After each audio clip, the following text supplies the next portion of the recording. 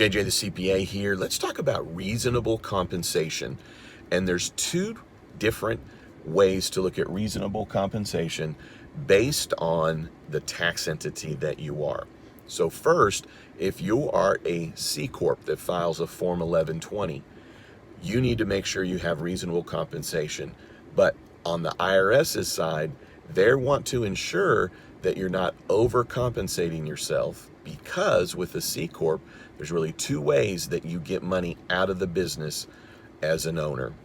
One is wages and the second is dividends. With a C Corp, dividends are taxed at the individual level. So there's, in essence, double taxation. So most 1120 or C Corps are wanting to pay out wages. Why? To reduce down that net income and not have to pay double tax, because also on the net income of a C Corp, there is tax. So when you're looking at it from the C Corp level, know that if you are looking at a gross amount of wages, the IRS may inquire of that. Now, on the 1120S, it is in essence almost an opposite look from the IRS, meaning they want to make sure you're paying enough wages to yourself. Why? Because there is no tax on the net income of an 1120S, an S corporation. There's no tax at the corporate level.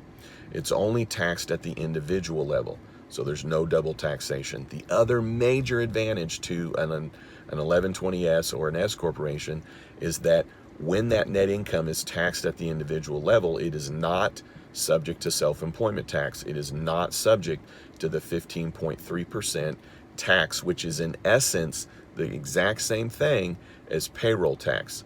7.65% is withheld from wages, and the business matches 7.65%. That's, of course, up to the Social Security limits. So if you're following me on this, most S Corp owners don't want to overpay wages, because what are wages subject to? What I just said, it's subject to payroll tax, which is 15.3% up until the Social Security amounts are maxed out, and then after that you have Medicare. So when you're looking at an S Corp, you need to make sure you're paying enough wage. The first thing to look at is, well, how much money are you pulling out of the business? The second is, well, what is the actual net income of the business? Because the IRS, when they're looking at an S corporation, look at three factors. What's the net income of the business? How much money you're actually pulling out in distributions? And then what are your wages? And so there's not necessarily any magic to it. There's not a formula. What it needs to be is reasonable. So reasonable wages would be first starting with, what would you pay somebody else to do what it is that you're doing? And you have to pull your ego aside, and you have to recognize that what you would be paying somebody else most likely isn't covering all the things that you're doing. So we're going to have another video that talks about that. Reasonable compensation, typically, in my opinion, is about a 70-30 ratio. So if you're pulling out 100 grand, or you have the opportunity to pull out 100 grand, if you pulled out 70,000 in wages and 30,000 as a distribution, I think you would be okay, where you are considered to have reasonable compensation. Now, if you have net income of $1 million and you're pulling out 900,000, I don't think that 70-30 applies. I think that a situation in that, you would probably at least pay the amount of wages that reach the Social Security limits, which changes every year. Let's call it around 130,000. Once you're to that level, the only thing that you're getting out of is Medicare tax based on how much wages you're paying. So typically, if you're at least meeting that Social Security limit, I think that you would be fine. However, I know those are out there that would say, well, if you're pulling out 900,000, your wages probably need to be higher than 130,000.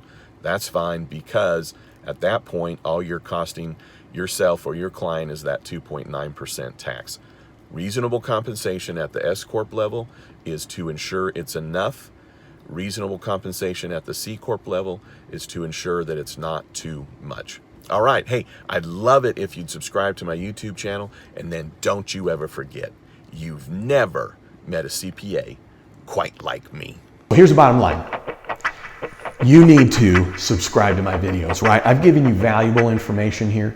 I appreciate you tuning in, but here's what I need you to do. A favor, click subscribe, check out my other videos, and then don't you ever forget, you've never met a CPA quite like me.